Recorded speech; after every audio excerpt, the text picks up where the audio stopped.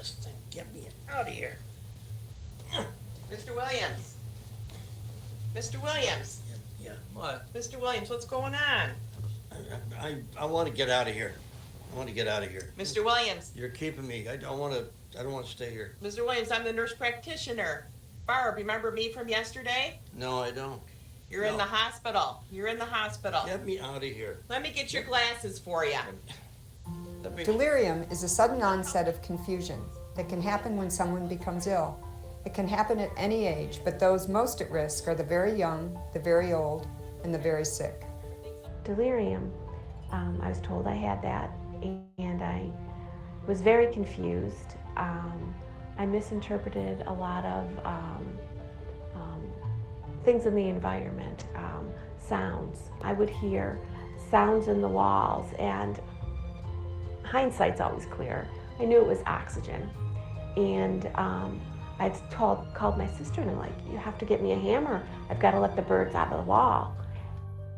A person with delirium cannot think clearly, has trouble paying attention, and is not aware of what is going on around them. Delirium can cause a person to see or hear things that are not there, but seem very real to them. Treating delirium as soon as possible is extremely important to a patient's recovery. Care providers do not know your family member as well as you do and may not recognize behavior changes right away. It is critical for family members to make staff aware when they see changes, such as unusual sleepiness or lethargy, extreme restlessness or agitation, inability to recognize family or relatives, confusion about where they are, saying strange things, resistance to medical care. Delirium is very stressful.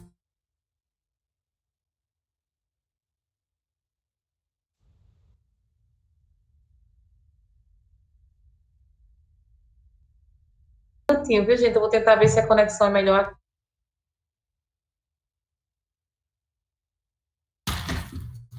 Professora, eu posso apresentar o vídeo os vídeos que a senhora quer, ao invés de se apresentar, porque assim é melhor por causa da sua internet, que não tá tão Pronto, eu boa. vou tentar ver se com o Jamerson aqui, ver se tem alguma sala que pega melhor, bem rapidinho, viu?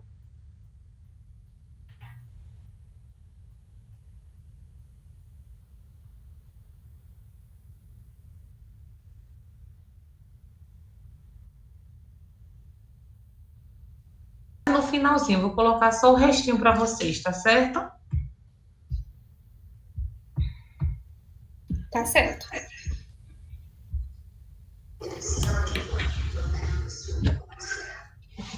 Arielle, seu microfone tá ligado. Aqui se eu tô vendo. Você passou agora, professora? Oi? Você passou agora? Porque eu acho que não está apresentando. Não, no momento não, eu tô baixando ele, viu? Ah, tá certo. O primeiro foi como reconhecer o delírio. Vocês viram direitinho? Travou, professora. Na metade, eu acho. Na metade.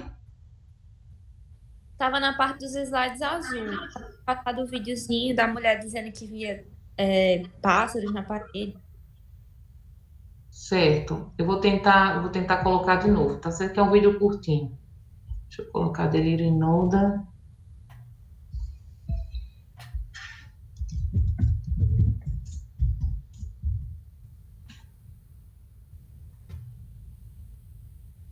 Você conseguiu, Gabi, abrir o outro vídeo?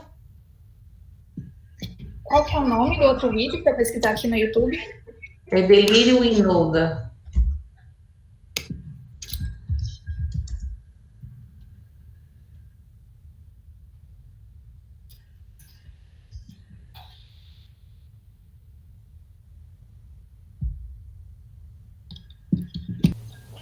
This thing. Get me out of here. Mr. Williams. Mr. Williams. What? Mr. Williams, what's going on? I want to get out of here. I want to get out of here. Mr. Williams. You're keeping me. I don't want to stay here. Mr. Williams, I'm the nurse practitioner.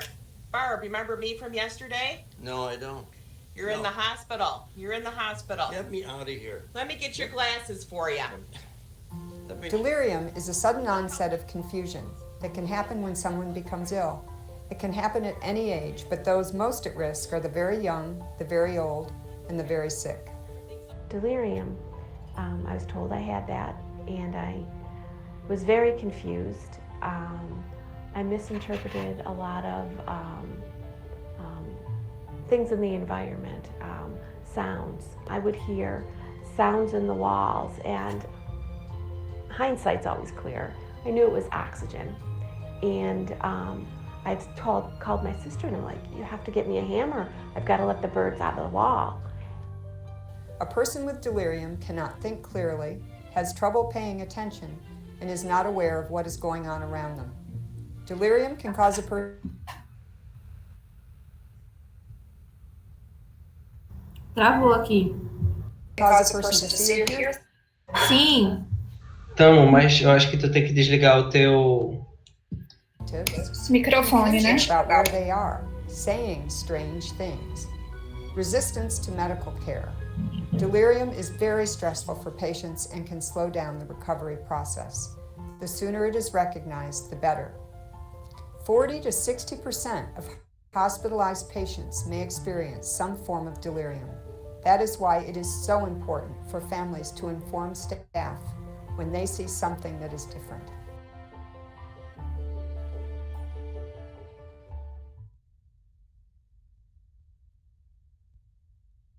Vocês conseguiram ouvir? sim. Eu vou colocar agora no celular, porque eu acho que vai cair menos, para vocês não se cansarem tanto, tá certo? Gabi, o próximo vídeo é esse mesmo, viu? Pode passar. Beleza.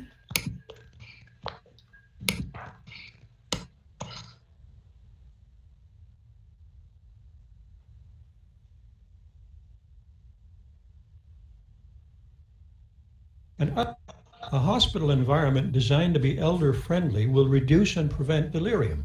Some simple changes include large, easy-to-read room numbers and other strategies to help patients find their way around with less confusion. Bathroom mirrors low enough to be seen from a wheelchair encourage self-care and independence. Newspapers, calendars, and clocks help with orientation and engagement in daily life. Hi, Gord. It's Donna. I'm your nurse today. Do you remember me? I've been looking after you all morning.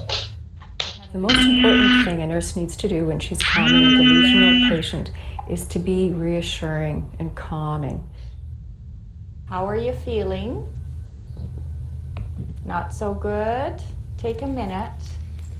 Wake up. To provide a restful environment with a minimal of distractions. It's lunchtime. We're going to have something to eat. The person might need to be fed because for the time being they've forgotten how to do that. We're going to sit you up on the side of the bed. And most of all, don't argue with their delusions. If they think there's a snake on the foot of the bed, all they really need to know is that you're going to keep them safe and take care of them. One of the things that we often find with our older adults, if they do become delirious, is they'll pull out their tubes. So we do not use Foley catheters. We avoid them. If a patient cannot void, we will do in and out caths. We try to get them up to a commode at the minimum and get them to void. They empty their bladder. We don't have as many urinary tract infections because the bladder is totally empty. There's not that little residual that's left there. Also, that getting up and down really helps to ambulate the patient, get circulation going, get oxygen to the brain, and keep them orientated. It's also a normal function, so we try to create normal functions. With our intravenous, we often will have an infuser plug put in, so if they do remove it, often it's not the site that we have lost, but just simply the tubing. We also try to get them hydrated quite quickly so we can get rid of that IV. Now, why don't you take a sip of apple juice while I start to open your containers for you? Okay.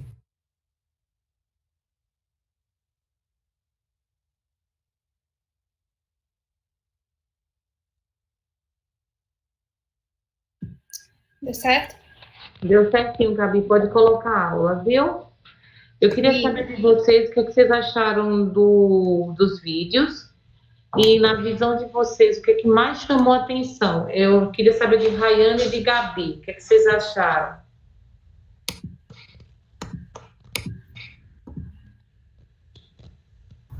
Vai, Gabi. Comecei aí, Nani. Deixa eu apresentar aqui. Tá. Professora, eu fiquei com uma dúvida. Sim, pode falar. Teve um dado no vídeo que falou que 40 a 60% dos pacientes internados iam apresentar algum grau de delírio, né? Isso. E aí, essa idade, assim, é na idade mais senil, né? Nos idosos, ou seria em qualquer idade? Gabi, Rayane, você lembra que teve um momento do primeiro vídeo que ele falou em prevalência, que ele falou very young, very old, very sick. Então, pode ter o delírio em muitos novos, muito idosos ou muito doentes. Então, o delírio é uma síndrome neuropsiquiátrica que pode atingir qualquer indivíduo, e de modo especial aqueles que têm uma reserva neurológica e orgânica diminuída. Então, qualquer idoso vulnerável ou qualquer indivíduo, criança ou adulto vulnerável, pode manifestar o quadro de delírio. Entendeu, Gabi? Então, normalmente, o paciente que é internado, ele já traz consigo uma reserva abalada, porque ele é internado porque está muito doente. Então, a incidência de casos de delírio é muito intensa, porque são pacientes muito doentes para serem internados, entendeu? Entendi. Isso me chamou bastante atenção, porque eu não sabia que era tanto assim. Aí eu te pergunto, Gabi, é tanto assim, e você tem, quando você roda nas enfermarias, as pessoas falam sobre isso? É Rayane que tá falando, professora, mas não. Oi, Rayane, não tô vendo, não. E Rayane, aí você acha que, pronto, 40% a 60% é muito grande, não é verdade? Sim. Aí eu lhe pergunto, quando você roda nas enfermarias, as pessoas falam muito em delírio ou não? Porque, teoricamente, de cada 10, 4 a 6 deviam ter, não é isso? Exato. Mas, assim, professora, tudo bem que a minha experiência com enfermaria não é tão grande, mas, assim, do que eu já experienciei, né? Na verdade, eu nunca ouvi ninguém falar. Aí, Rayane, você vem trazer para a gente uma coisa tão interessante. Você vem trazer para a gente uma detecção que a ciência trouxe, que a incidência e prevalência de delírio é enorme, mas pouco diagnosticada, porque as pessoas pouco procuram, Rayane. E também tem um detalhe no delírio que passa a perna em todo mundo, ele é flutuante. Por exemplo, doutora Rayane passa a visita como diarista de manhã. Às vezes, seu Humberto está ótimo de manhã, e à tarde ele começa a se agitar, como esse senhorzinho do vídeo, do primeiro vídeo.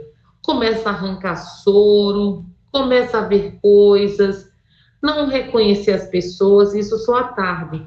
Então, muitas vezes, um atendimento, um cuidado descontínuo, ou seja, sem interação, é muito fácil ser um hospital multidisciplinar, porque todo hospital escola tem físio, fono, TO, psicólogo, médico, enfermeiro. Difícil, Rayane, é ser interdisciplinar, ou seja, haver comunicação entre essas pessoas. Então, se eu estou como diarista e consigo, na tua passagem de plantão, passar o bastão adiante, eu consigo identificar que na minha saída, seu Humberto, à tarde, ele desorientou. Então, muitas vezes é subdiagnosticado, primeiro, porque não é procurado o diagnóstico, segundo, porque são pacientes que têm um quadro flutuante, isso é típico do delírio ou delírio, que é uma síndrome neuropsiquiátrica, né, que traz, não é nome de doença, é uma síndrome, é um conjunto de sinais e sintomas, que um dos pontos fundamentais de critérios diagnósticos é a flutuação. Entendeu, Rayane? Entendi, professora. Obrigada. Ô, minha linda, o que é que mais te chamou a atenção nesses outros vídeos? Gabi, Paulo, Ariel... O que é que chamou a atenção de vocês? Assim, eu não imaginava que o delírio era a pessoa, assim, distorcer tanto a imagem, as informações ao redor dela. Para mim, a pessoa só dava uma apagada, assim, não pensava nada com nada. Mas não, ela realmente vê, só que ela vê de uma forma diferente. Eu tive uma impressão errada, assim, do que era o delírio. Uhum. Mais alguém quer falar?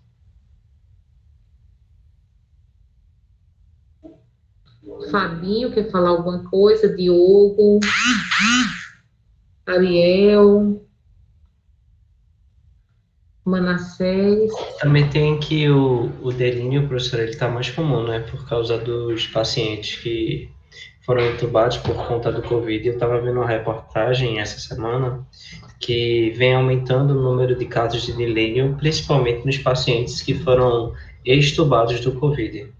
Está sendo uma das consequências por conta do Covid. Entendi. Mas você acha que o Covid leva a delírio ou a gravidade, ou dilacerar e depletar a reserva neurológica? Qual é o motivo que você acha que o delírio está fazendo... Delírio não, o Covid está trazendo casos de delírio? Eu acho que é muito mais pelo estado do que o paciente é levado, pela depletação depletação que o paciente sofre naturalmente ao estar entubado. Isso mesmo, porque, Ariel, o que chama atenção no COVID, porque o COVID, ele proporciona ao paciente um inflammation. Então, ele fica todo inflamado. E essa inflamação desgasta. Então, essa inflamação tira dele reserva. Então, deixa ele mais vulnerável a essa manifestação, entendeu? Entendi, professor. Eu queria destacar para vocês algumas coisas do vídeo. O primeiro vídeo é de um senhor que está no hospital. Realmente, a maior incidência e prevalência de delírio é no ambiente hospitalar. Primeiro, porque o paciente que vai para o hospital internar normalmente está doente e essa reserva está balançada. E segundo, no hospital, um ambiente não conhecido, um ambiente estranho, ele pode ser fator mantenedor ou fator desencadeador de delírio ou delírio 1, porque é um ambiente totalmente desconhecido. É um paciente que chegou muito doente e acorda, está num ambiente totalmente estranho. Isso pode manter confusão mental, né? O que chama a atenção é que aquele senhor, ele começa a não reconhecer as coisas e arrancar. O que é que a enfermeira fala? Hospital. Então, ela fica localizando ele no tempo e no espaço. Por exemplo, senhora Gabriela, você está no hospital. Eu chamo pelo seu nome e tento localizar, porque ele está em desorientação. Ela logo pede para trazer os óculos, né? Vou pegar os seus óculos. Por quê? Porque um paciente que já está desorientado, sem óculos, ele não enxerga bem, sem aparelho auditivo, ele não enxerga bem. Então, no combate ao delírio, eu tenho que manter os dispositivos que melhoram a sensibilidade e a visão tempo-espacial do paciente. É muito interessante também o vídeo, porque ela começa a dizer, o delírio tem uma incidência alta, 40% a 60%, né, que Rayane observou bem. O delírio tem relação com mortalidade, morbimortalidade. Então, isso tudo do vídeo traz. Eu até recomendo vocês, se possível, reverem esse vídeo com calma em casa e anotar detalhes. Então, o vídeo resume quase toda a aula, mostra que o hospital é mais prevalente, mostra que o idoso é mais prevalente, o quadro de delírio. Só você pensar que o idoso teve mais tempo de vida para desgastar essa reserva que ele tem, né? Então, você vê que a enfermagem, ela tem um papel fundamental no delírio, porque todo profissional de saúde precisa conhecer. A Rayane falou, eu tenho pouca experiência nas enfermarias, mas o pouco que eu tive, nunca ouvi falar de delírio. Então, está tendo alguma falha no reconhecimento, no recognize o delírio, né? Quando a gente vai para o segundo vídeo que a Gabi colocou, muito obrigada, Gabi. A gente vê algo que eu chamo mais atenção para vocês em relação às alucinações. Vocês perceberam, Ariel, que ele olha para a senhora e vê o rosto dela se distorcendo? Você vê que ele olha para a luminária e vê umas aranhas saindo, uns mosquitos, né? Então, aquilo é alucinação, né? Então, a gente vai, ao longo da aula, orientar vocês qual a diferença entre delírio, alucinação, ilusão, que é muito importante. Então, a gente vai começar agora a passagem dos slides. Se alguém quiser mais tirar dúvida dos vídeos, mas eu recomendo vocês verem novamente esses vídeos, que são bem interessantes. Professora, Oi, Romerito. Só uma observação. Por isso a importância lá do relógio, da janela no quarto, né? Para o que o paciente Exatamente. Importantíssimo, importantíssimo. E uma coisa, Romerito, para nos países desenvolvidos, a gente tem o quarto chamado quarto antidelírio. Por exemplo, Romerito, ele usa óculos, Gabi usa aparelho auditivo, Ariel já teve confusão mental anterior, delírio anterior, e eu tenho demência. Então, nós quatro somos pacientes de risco para delírio. Então, nos países desenvolvidos, nós quatro iríamos para um quarto antidelírio, ou seja, quarto com janelas grandes, que mostra dia, mostra noite, quartos iluminados, quartos que a gente consegue trazer objetos pessoais, né? Quarto com relógio, com calendário, com cama mais baixa para eu descer só. Então, tudo isso viabiliza uma melhor orientação do paciente. Quando a gente fala em delírio,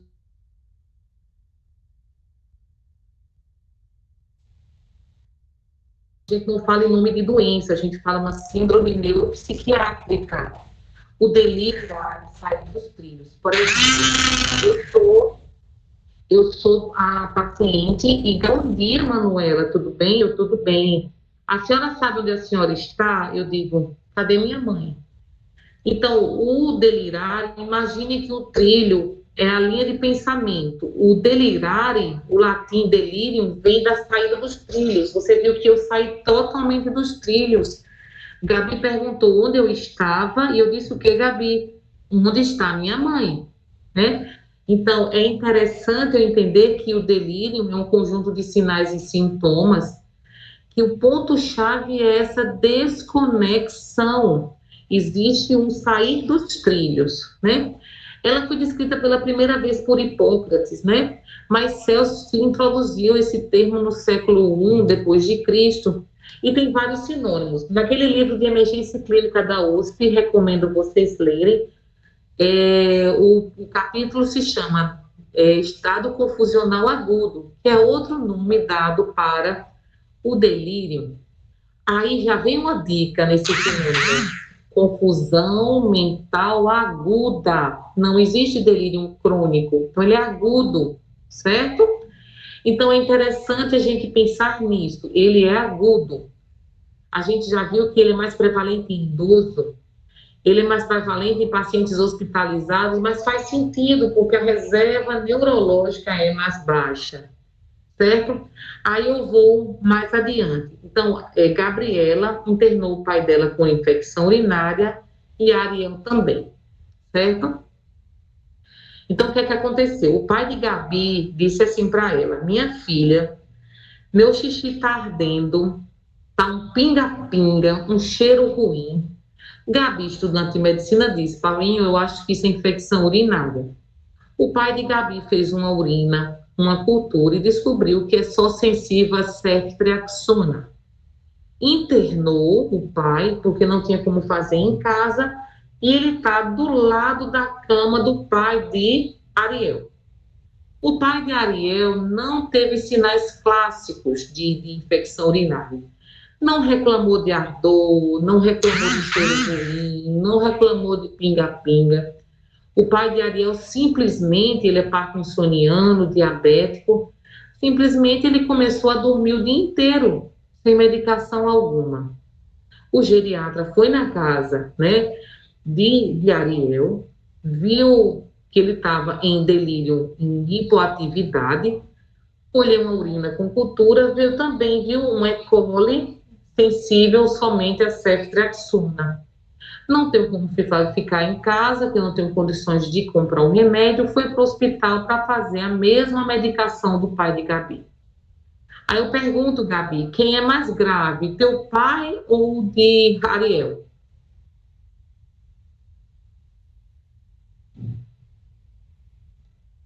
Gabi? Oi, eu tava falando e esqueci o microfone. Tu acha que quem é mais grave, teu pai ou de Ariel? Ai, professora, os dois estão meio gravinhos, estão não?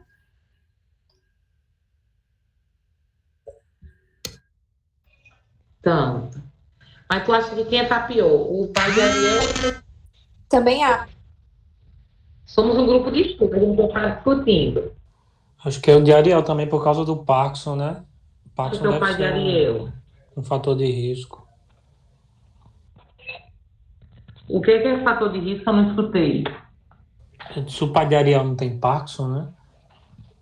Isso. Você acha que o Parkinson é fator de risco por quê? Aí, professora, não sei não, porque eu tinha notado aqui, eu estudei mais ou menos o assunto e eu anotei aqui. Demência, AVE e Parkinson seriam fatores de risco para... Porque Parkinson é uma doença que tem como base, assim, afeta a parte neurológica, né? Aqueles núcleos negros, sei lá, alguma coisa assim. Uhum. Então, na verdade, a gente percebe que o pai de Ariel é um pai muito mais vulnerável, muito mais depletado, com a reserva neurológica mais baixa, né? E orgânica. O Parkinson, ele é a segunda doença neurodegenerativa mais comum no mundo. Por ser neurodegenerativa, ela pode deixar o paciente muito mais vulnerável a adversidades e a manifestar algo errado no corpo com delírio. Porque o que é delírio? O delírio é uma manifestação de que algo errado está acontecendo no corpo. Quanto mais frágil o paciente, mais atípica é a manifestação da doença. Muitas vezes o paciente, ele não tem imunidade, não tem reserva para manifestar de forma clara o quadro. Por exemplo, o pai de Gabi fez o quadro clássico, xixi ardendo, cheiro ruim, mas o pai de Ariel fez um quadro atípico, né? Ele manifestou de maneira atípica uma infecção urinária. Então, qual é a conversa que eu faço diante de uma família dessa? Eu digo, olha, Gabi, o seu pai está com infecção urinária, vai fazer o tratamento com ceftriaxona em média 7 dias. Se ele estiver bem, ele pode até concluir o tratamento em casa, certo? Mas já o pai de Ariel, eu digo, olha, seu pai é um paciente grave, ele é um paciente que está em delírio hipoativo, que ele está mais quietinho, e ele não tem reserva neurológica para manifestar o quadro clássico, então ele é muito mais grave. Quanto mais dias ele ficar desse jeito hipoativo, mais grave é a doença, né? Então, vamos tentar corrigir, né, a infecção urinária, lembrando que o delírio ele é multifatorial. Eu vou ver a hidratação, eu vou ver os íons, eu vou ver rim, eu vou ver fígado, eu vou ver todo o quadro geral para, assim, eu tentar corrigir e rapidamente sair desse quadro que é o delírio, cuja mortalidade é muito alta, né? Então, a conversa com Gabi é uma, a conversa com Ariel é outra. O pai de Ariel é muito mais grave. Lembrando que se existisse uma moeda de 3 lados, seria delírio, demência e depressão. Os cientistas acreditam que o delírio seria uma agudização de uma demência. Então, todos os pacientes que já tiveram delírio, todos, apontam que no futuro podem ter um quadro demencial, porque tem uma reserva neurológica diminuída, certo? Próximo, Gabi.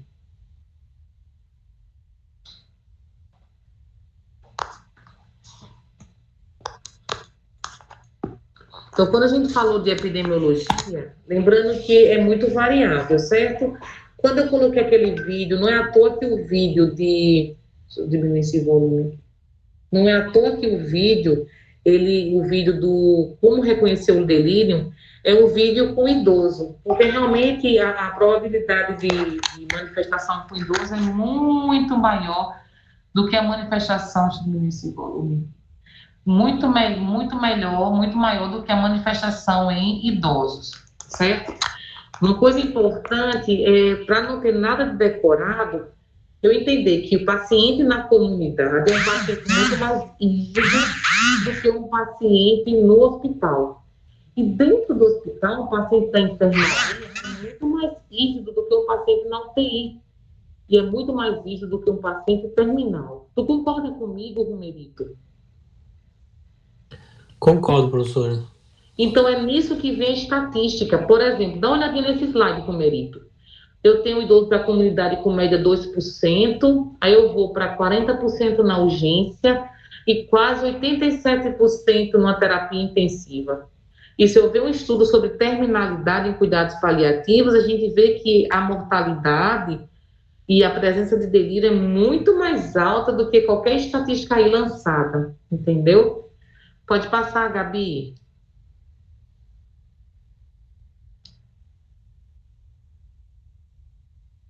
Gabi? Então, quando a gente fala em delírio, é muito importante a gente entender que é uma síndrome neuropsiquiátrica. E com esse caráter flutuante, é muito importante eu entender que eu preciso trabalhar em equipe, como tudo na vida. Então, eu preciso entender que não existe... Tá aparecendo que eu tô passando? Tá não, Gabi, falta passar um, viu? Então, o que... Pronto, passou, Gabi. Então, a epidemiologia é muito variável na literatura, porque vai variar do local que o paciente está, da comunidade, do país, certo?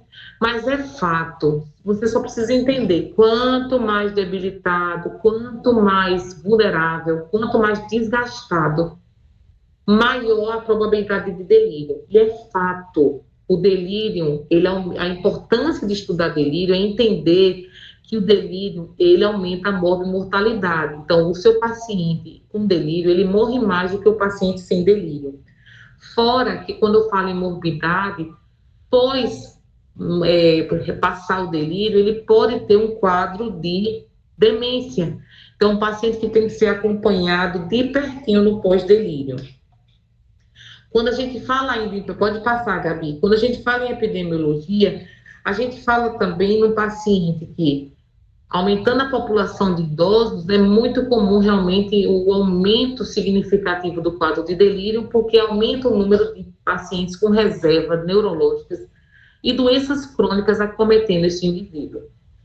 Qual é o quadro clínico? Lembrar do nome da síndrome, né? Delirium, delirare, sair dos trilhos, sair da linha de pensamento. Vocês vão ter essa discussão na psiquiatria, vocês vão ter essa discussão na neurologia, e com óticas diferentes, né? Na parageriatria, delírio, né? Delírio ou delirium é uma síndrome neuropsiquiátrica como nas outras especialidades, mas a definição de alucinação, ilusão, delírio, terminado com O, sem ser o no final, é diferente. Por exemplo, o delírio, ele precisa de um objeto para distorcer e assim manifestar uma imagem não real. Por exemplo, Gabi viu esse lápis em cima da minha mesa e começou a gritar. Ela achou que era o quê? Ela achou que era uma cobra, certo? Isso é o delírio. Já a alucinação, Gabi não viu nada na minha mesa, nenhum objeto para distorcer, e viu ali uma cobra. Vamos recordar o vídeo que a gente viu. O vídeo não tinha nada no teto, nada na parede. O que foi que o paciente viu, Gabi? Um bocado de aranha e uns besouros saindo do lustre, né? Da saída de incêndios na parede. Então, aquilo é típico alucinação visual. Então, qual é o quadro típico? Um quadro de desorientação aguda, lembrar do sinônimo, estado confusional agudo. Lembrar que ele pode ser hiperativo, o paciente se agitar mais que o normal. Pode ser hipoativo, o paciente ficar quieto, dormindo o tempo todo. Mas o mais comum é ser o misto. Uma mistura, né? Ora agitado, ora quieto. Mas é importante lembrar do caráter flutuante. E isso é o que pega a área de saúde. Porque existe uma subnotificação pela flutuação. Às vezes o paciente... E a própria equipe médica não viu que à noite o paciente passou a noite toda agitada, confuso, com alucinações. Então, é muito comum distúrbio da cognição, do raciocínio, da atenção. Lembrando que só existe delírio agudo e ele obrigatoriamente tem que ter desatenção e flutuação, certo? Os pródromos, antes de começar um quadro de delírio, você pode ver seu pai inquieto, menos concentrado, mais irritado, É a paciente que é mais calminha, beliscando a cuidadora, com muito pesadelo, né? Isso pode ser pródromo, antes do quadro começar esse fato. Próximo, Gabi.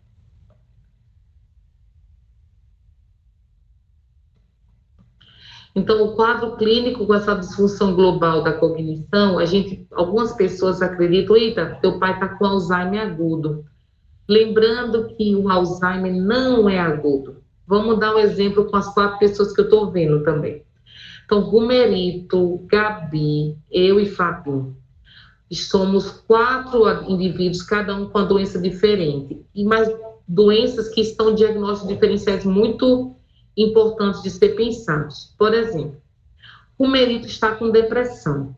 Então, a depressão normalmente tem um fator desencadeante importante, como a morte de alguém, ou não tão importante para quem vê, mas para quem tem muito importante, uma mudança de casa, uma perda salarial, às vezes um xingamento, às vezes coisas menores, coisas maiores, mas coisas que foram importantes para quem está sofrendo. Né? Então, tem um fator desencadeante, normalmente tem a irritabilidade, tem a tristeza, tem a diminuição da funcionalidade,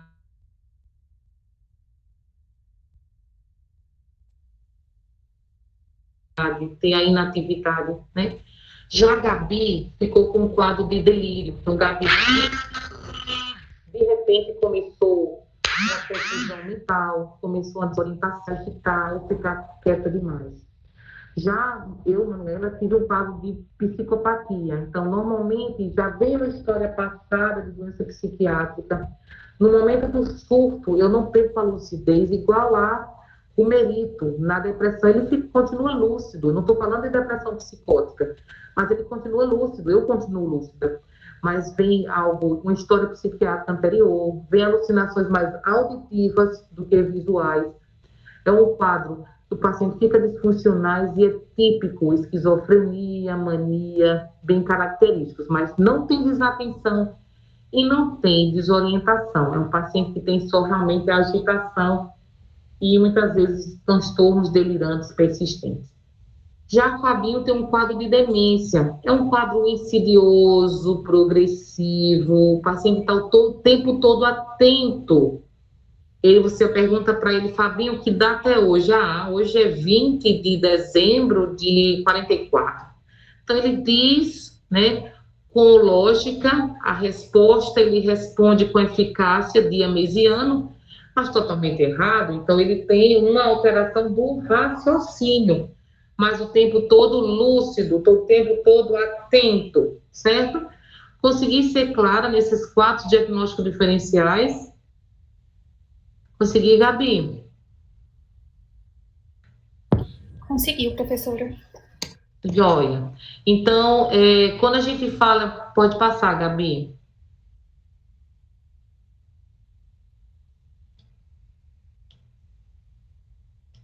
Então, o quadro clínico pode ter anormalidade do senso-percepção, como ilusões, alucinações visuais, desorientação temporoespacial. Só lembrando que é mais alucinação visual do que auditiva. Quem tem muita alucinação auditiva é o esquizofrênico, né? Ele ouve coisas, ele acha que o ar-condicionado ou o celular está transmitindo ondas de rádio para ele e assim por diante. Pode passar, Gabi. Então, o quadro é típico, desatenção, uma dificuldade de manter a atenção, não consegue manter o fluxo da conversação, ou seja, é um paciente que está totalmente fora do trilho, né?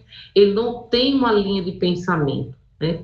Mas lembrando que essa observação é ao longo de 24, 48 horas. Você não consegue fechar critério de delírio somente vendo um pedacinho da história do paciente, como se ele fosse uma fotografia.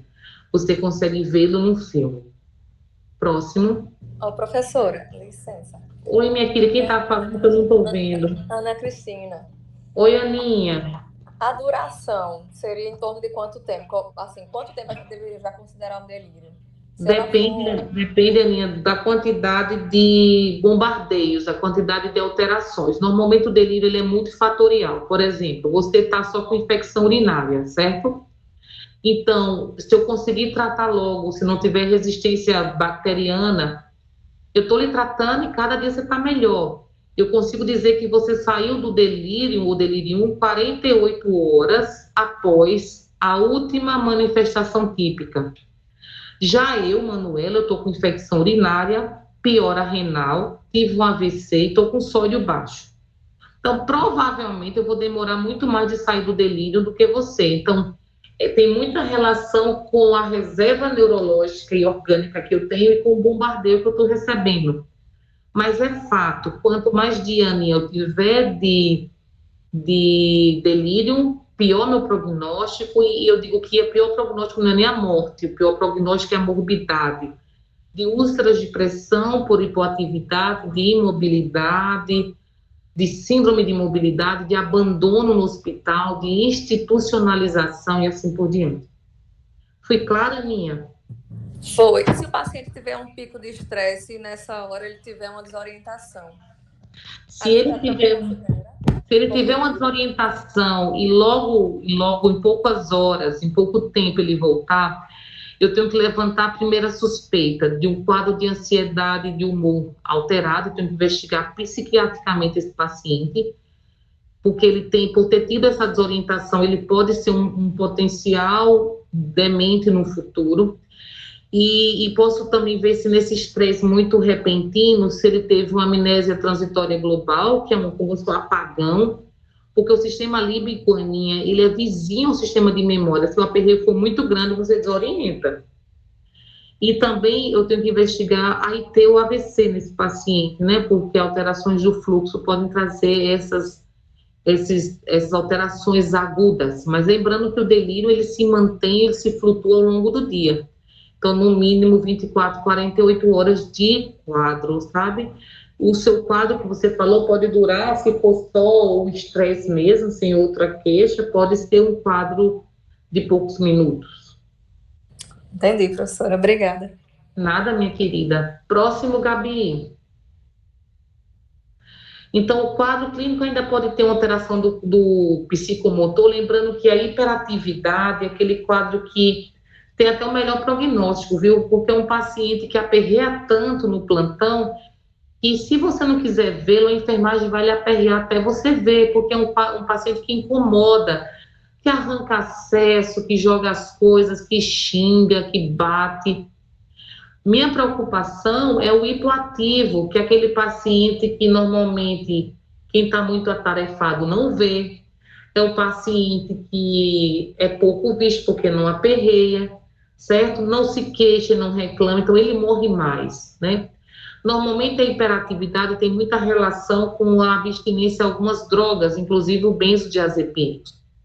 A hipoatividade tem muito relação com doenças graves orgânicas, né? Mas o mais comum não é nem hiperativo nem hipoativo, é o misto, ora agitado, ora quieto, né?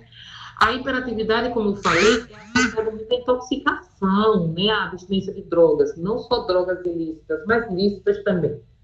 E a hipoatividade, o carro-chefe são as infecções, de modo especial a infecção urinária. Próximo. Ô, professora.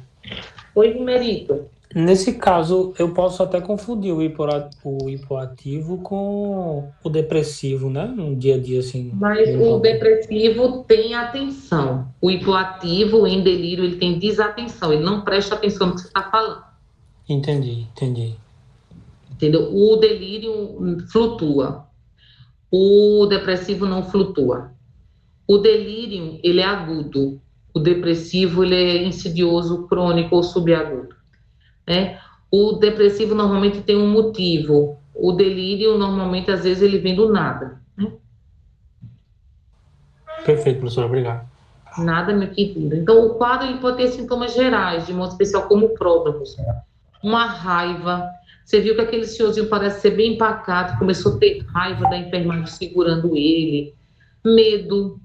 De modo especial, medo quando vê bichos, vê cobras, vê imagens ruins, né? Ansiedade, euforia. Né? Então, é bem interessante. Pode acontecer tudo isso. Nesse momento, medidas não farmacológicas são importantíssimas, né? de calmaria, de música, de não perguntar muito, de dizer só que está presente. E nessa hora a gente precisa realmente tentar acalmar o paciente para não se machucar nem machucar ninguém. Próximo. Professora, Oi, é o pai de Rayane. Eu entrei para parabenizá-la pela aula, que eu também estou assistindo aqui, viu? Ai, meu querido, que honra, viu? Você estar presente, seja bem-vindo. Em toda aula que quiser participar, viu?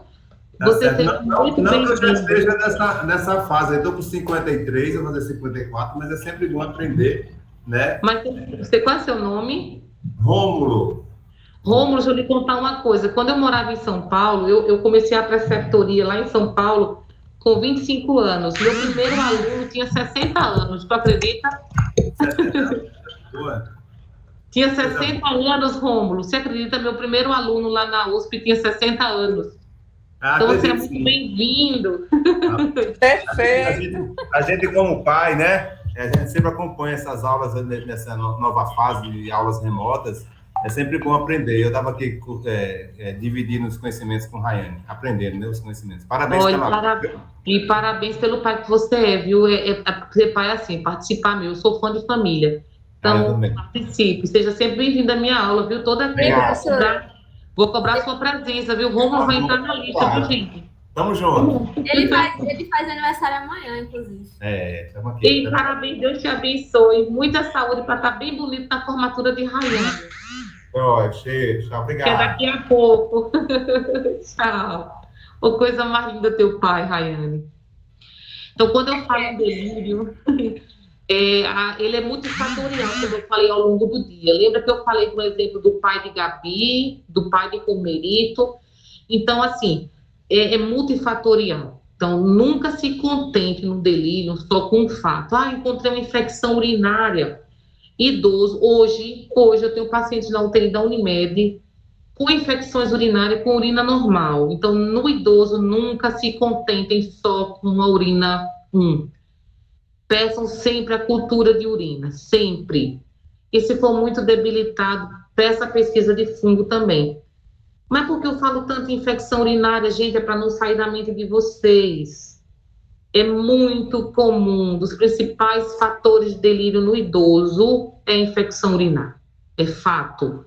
E mulheres, por causa da vagina, que da mesma maneira que atrofia, o canal da urina fica aberto, porque ele murcha e abre.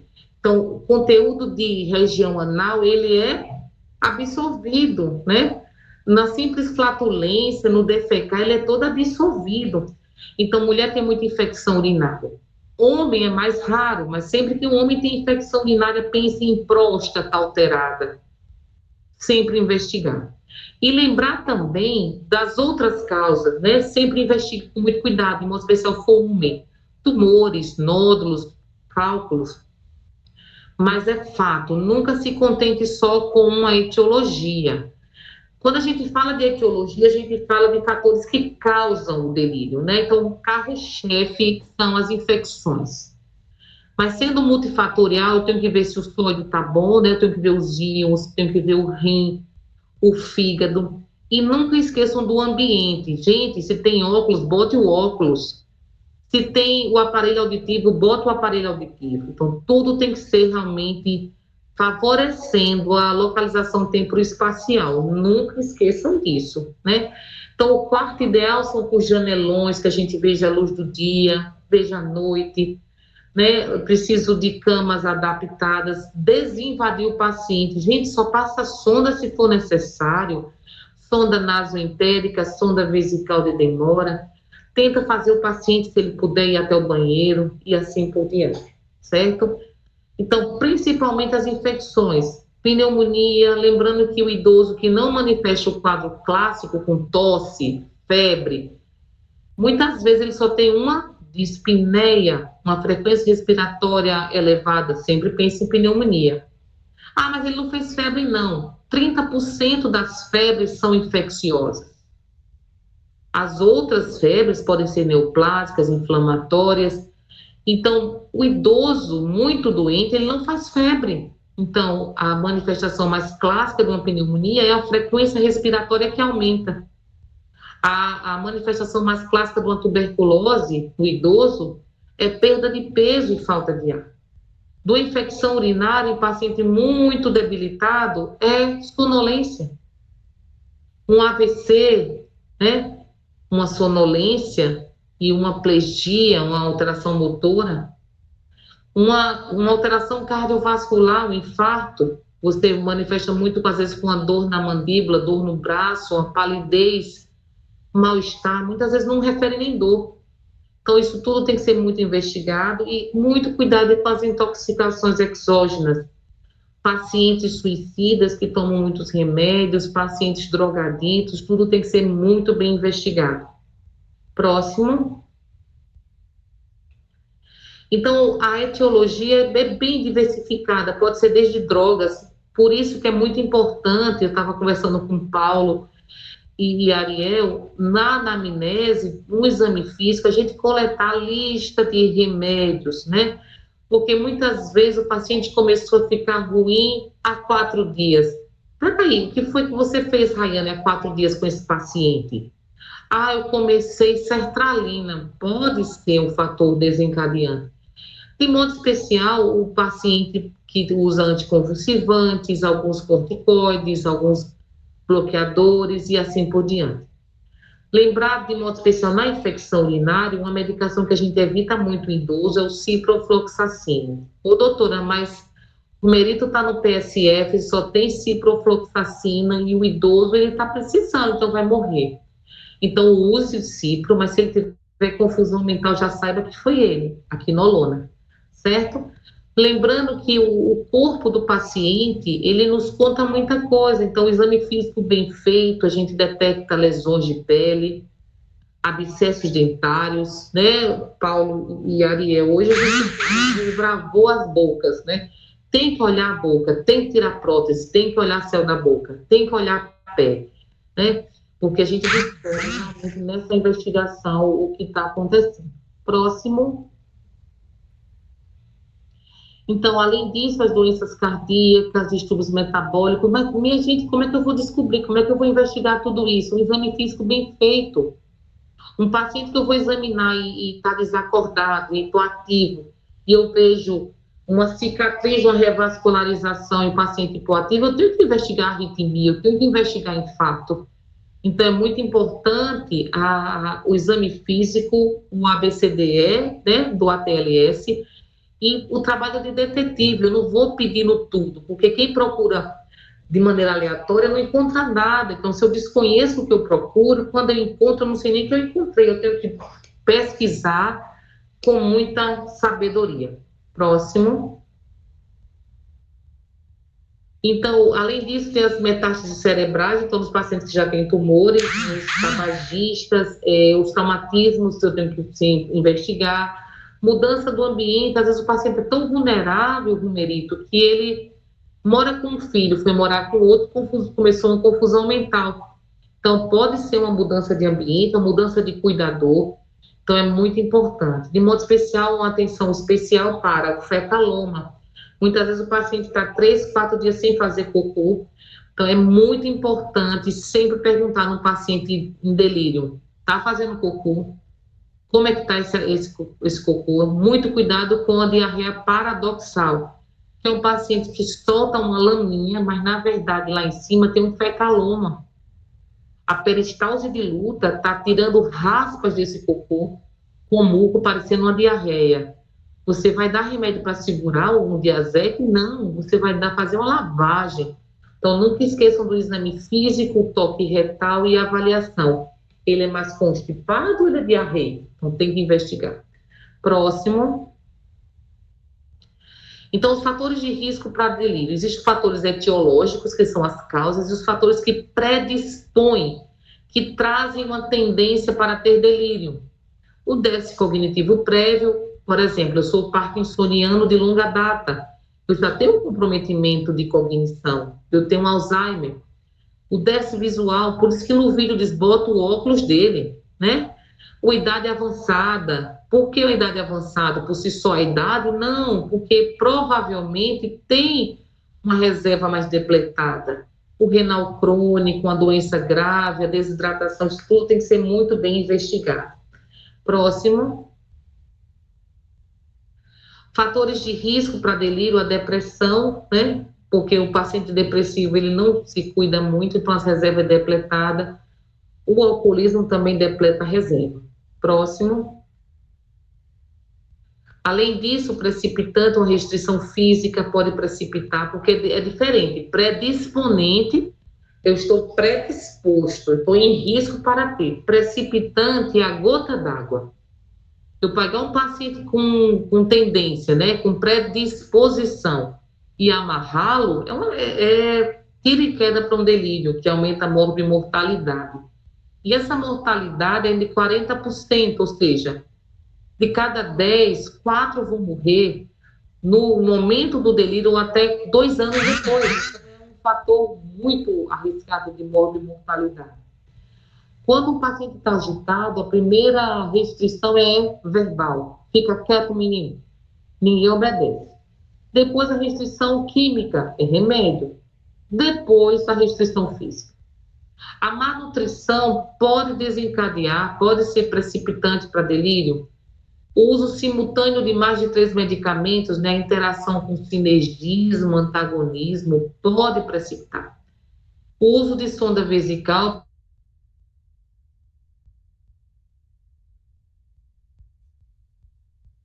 pode ser desencadeante, um ambiente não familiar, uma sonda nasoférica, pode ser Pode passar. Pode passar. Então, a patofisiologia não é muito bem compreendida, certo? Acredita-se que tenha algo das interlinhas do delírio, da depressão e da demência.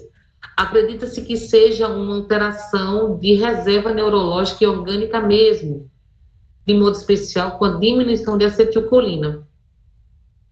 Mas não se sabe muito bem o que acontece, mas sabe que o paciente tem uma reserva baixa, que tem uma tendência a ter demência e é um paciente muito mais vulnerável. Então, é um paciente que eu tenho que ter muito mais cuidado no tratamento.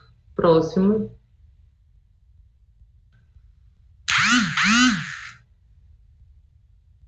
Então, a patofisiologia também, como eu falei, dos neurotransmissores, uma interação entre axônios colinérgicos, dopaminérgicos, serotoninérgicos, GABAérgicos, mas na verdade mesmo não se entende muito o que acontece. Hoje, se falasse de um neurotransmissor, né, que está em estudo em delírio, que ele realmente lembra o delírio, é a acetilcolina. E não só lembra o delírio, lembra também demência, que vocês vão ver isso na próxima aula. Próximo.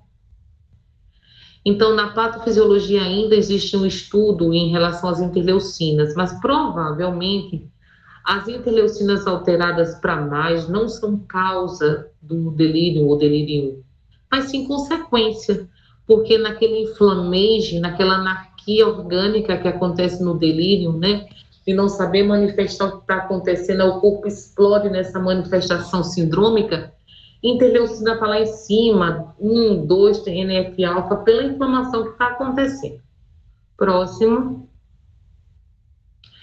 O hipercortisolismo crônico, né, o cortisol lá em cima, porque ele é anti-inflamatório natural, ele vem lá para cima para ver se apaga o fogo, para ver se diminui realmente o inflamation.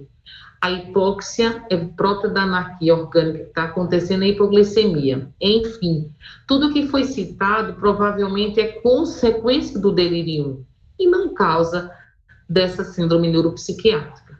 Próximo. Então, a deficiência de acetilcolina parece ser realmente um dos mecanismos mais importantes na patogênese do delírio. E essa frase grave, ela pode ser, esse slide pode ser repetido ipsiliteris na aula de demência, porque realmente a deficiência relativa de acetilcolina parece também ser um dos mecanismos mais importantes da demência. Próximo. Então, o diagnóstico é clínico, né? E a gente segue algumas escalas. Existe vários. Existe o delírio index, Existe o DMS 4 e 5, mas de fato a gente segue muito o CAN. Próximo. A síndrome tem várias escalas, né? O CAN, que é o Confusion Accessory Method, tem o Delirium Symptom Interview, o Delirium Rate Scale, mas o mais utilizado realmente é o CAN, né? Com a sensibilidade alta, a especificidade também. Pode passar, minha querida. Então, para não esquecer, o delírio, o CAN tem 4 itens. Os 2 primeiros são obrigatórios, Wenderson. Obrigatórios. Não existe delírio sem ser agudo e sem flutuar com desatenção. Então, Gabi, não esquece disso. Todo delírio é agudo e todo delírio flutua e tem desatenção. Ou seja, item 1, 2 e 3, ou item 1, 2 e 4, ou 1, 2, 3 e 4. Porque 1 e 2 são obrigatórios. Pode falar, Wenderson. Você está frisando bastante nessa questão, que o delírio é agudo. O paciente ele pode ficar até quantas horas em delírio? Ele pode ficar dias, né? Delírio, normalmente, ele fica de dias a semanas. Normalmente, não ultrapassa meses. E ainda mesmo assim, mesmo 3 semanas, ainda é considerado agudo. Isso. Aí Normalmente, assim, só que ele ficou muito abandonado mesmo. Porque, normalmente, em uma semana de delírio, você começa a tratar e ele vai melhorando.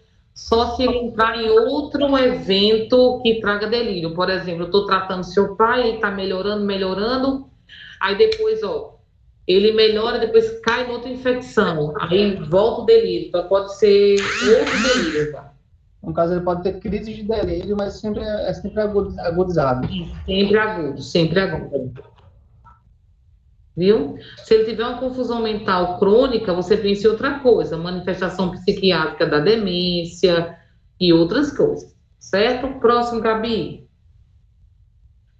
O diagnóstico diferencial, né, como eu falei, alguns exemplos em sala de aula, demência, mas lembrando que a síndrome demencial, ela é crônica, ela é insidiosa, ela não tem desatenção, a depressão ela tem um motivo, não tem desatenção e só tem alucinação na depressão psicótica.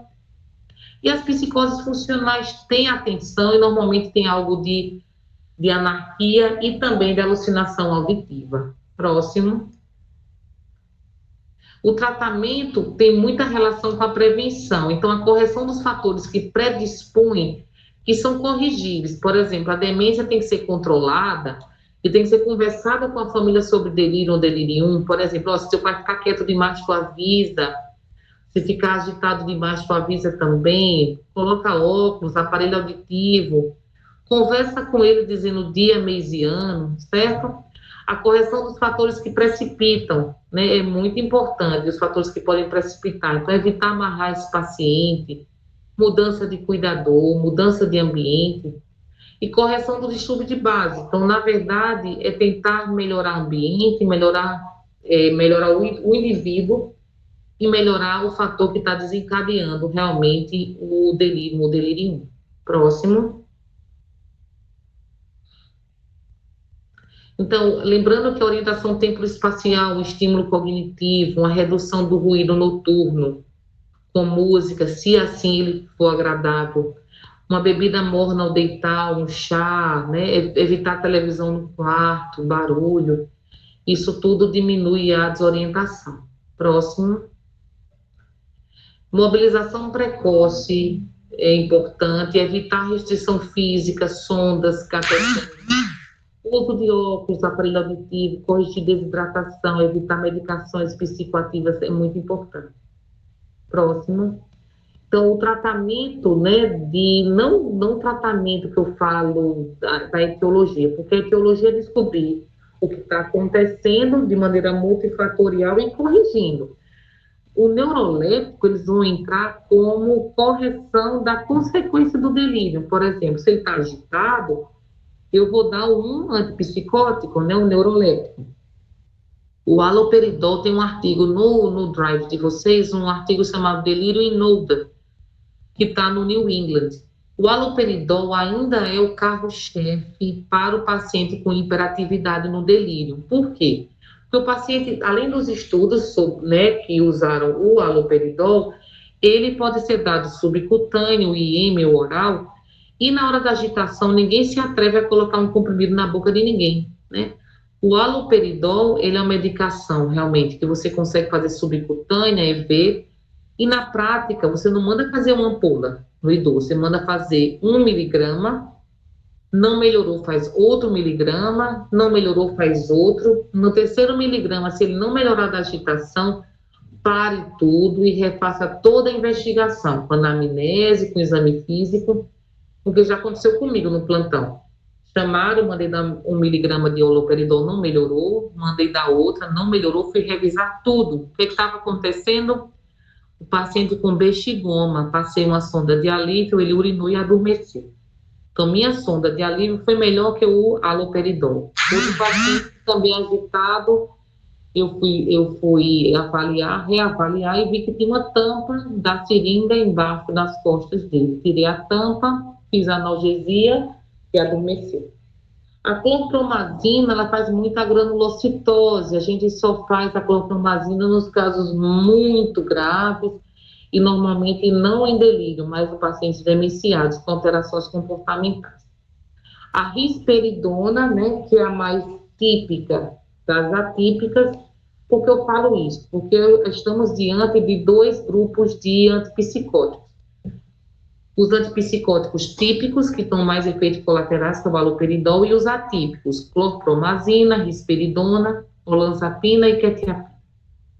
A risperidona é oral, né, xarope ou comprimido. A olanzapina também. Comprimido, não tem xarope, e a quetiapina comprimido.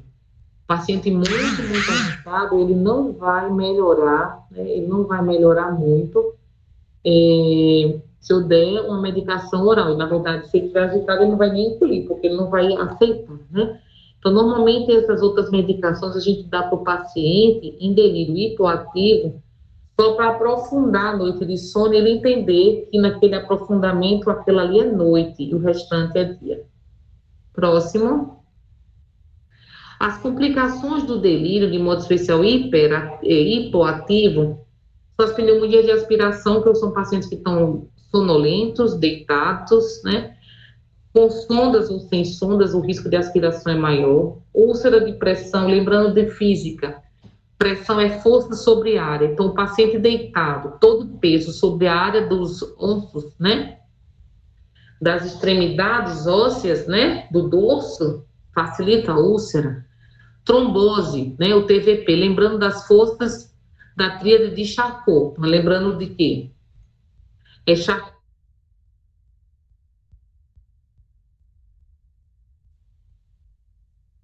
Ou Vichel, a tríade de braço, risco de TVP, só para a gente relembrar.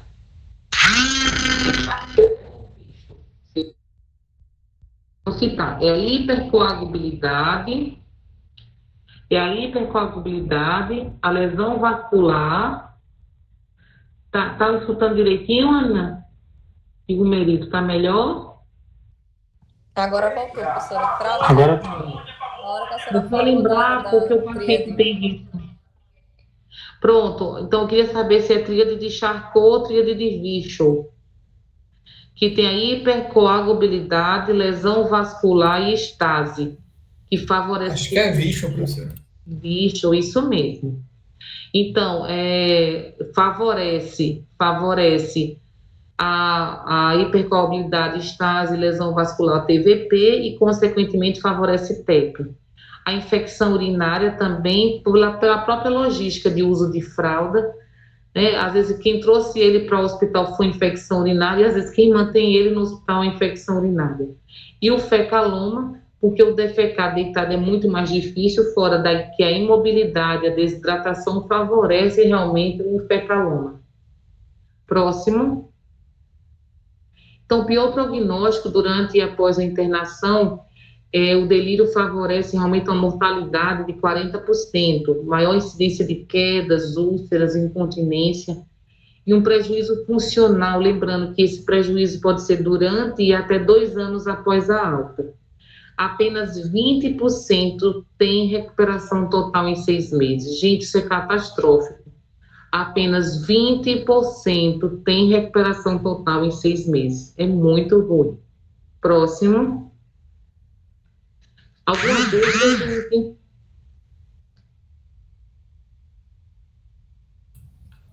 Professor, essa recuperação, o que seriam, tipo, as Alguma dúvida? sequelas do delírio? Ele tem novos episódios, seria isso? A recuperação antes, entendeu? Você voltar ao que fazia antes. Por exemplo, seu pai dirigia, seu pai fazia feira, então só 20% consegue voltar a fazer o que fazia, entendeu? Entendi. Durante 6 meses. Entendi, obrigado. Alguma dúvida, gente? No ambulatório, quando na sala de aula a gente faz... Na sala de aula a gente faz isso, no momento a gente não consegue pela distância, mas no ambulatório a gente vai treinar a prescrição de um paciente com delírio. Quem vier a próxima semana, a gente vai só lembrar da gente treinar como prescrever Aldol, como prescrever risperidona, quetiapina, tá certo?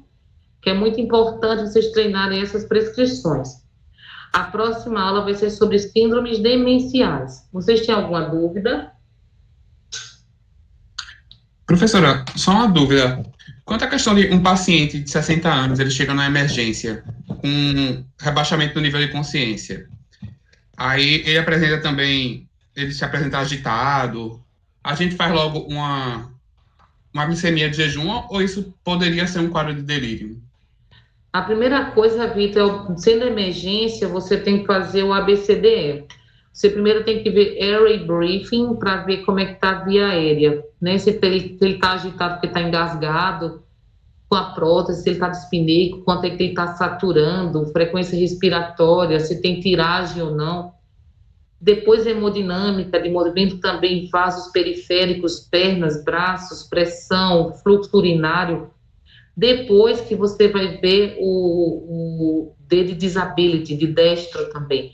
Aí nessa hora do D que você vai ver o hemoglicoteste, que é o destro, e vai ver se tem uma hiperglicemia ou hipoglicemia. Quando você conseguir verificar o E também de exposição, verificar todo o ATLS, aí você sindromicamente classifica o paciente como uma síndrome, né, um estado confusional agudo, muito baseado na história do que trouxe o paciente para o pronto-socorro. Então, você vai classificar numa síndrome álgica, síndrome dispneica, síndrome delírio, né, vai depender muito da história. Mas o primeiro momento é o ATLS, o ABCDE, e o destro entra no disability, que é a letra D do ATLS. Te respondi, Vitor? Respondeu sim, professor. Alguma dúvida, gente?